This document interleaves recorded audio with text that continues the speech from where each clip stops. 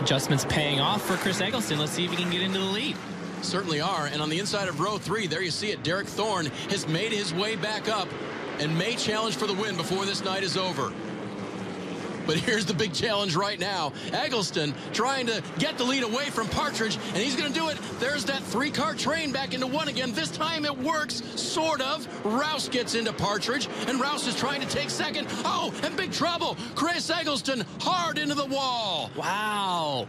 That was he huge. Went straight into the wall. That car had great forward drive as he took the lead.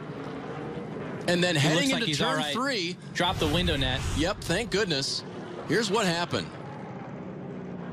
You can see him try to get out of the throttle and get on the brakes, and the wheels locked up. Oh. It looks like a hung throttle, or the brakes didn't go out because the tires locked up. You can see him smoking. You can hear the crowd cheering in the background. Chris has emerged from that 50 car. That was a huge hit. Wow. You can see him moving already. He was okay. Boy, that is just hard to do. And hard to react that quickly to protect yourself, Landon. Yeah, I mean, it just reminds you that even on a small racetrack like this, how fast we're going. A wild ride there for Chris Eggleston. Chris, first of all, are you okay, and what happened? Yeah, I mean, it rung my bell a little bit, but, man, first and foremost, how fun is it reuniting with Ryan Partridge, racing side by side for the lead like that? It's just so fun, and thanks to the world, to everybody with Napa Filters and Bill McAnally Racing for inviting me out for this one-off race. Had an absolute blast. We fired off way too free, came in and pitted, made a big wholesale change, and ran all the way up to the lead and led some laps. Had a blast tonight here at All-American Speedway, and this is chassis 84, which I believe used to be owned by Brandon McReynolds. And Brandon, I'm sorry, buddy. I think we killed her.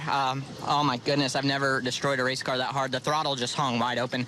I have no idea. I mean, it didn't show any signs of that throughout the whole race. And, Ryan got into me. We're racing really hard. Next thing I know, I sailed off into 3, and the throttle just stuck. I had both feet on the brakes just trying to slow it down. And felt like Ricky Bobby out there. We're in the air, and this is not good. But dang it. I thought we were going to put the Napa Filters Toyota in victory lane for Bill McAnally being in here's backyard. But, again, can't thank all these guys for working so hard, putting this deal together at the last second. And, man, had a blast tonight. Thanks, Chris. Yeah, thanks. Well, there you have it. Hung throttle, especially out of nowhere. That is a helpless feeling as a driver. You have no idea what to do. Usually you have something that's sticky or it doesn't come back once or twice, right? Yeah, I've had sticky throttles before where you try to pull it back, but hanging one like that, I mean, there's nothing they can do.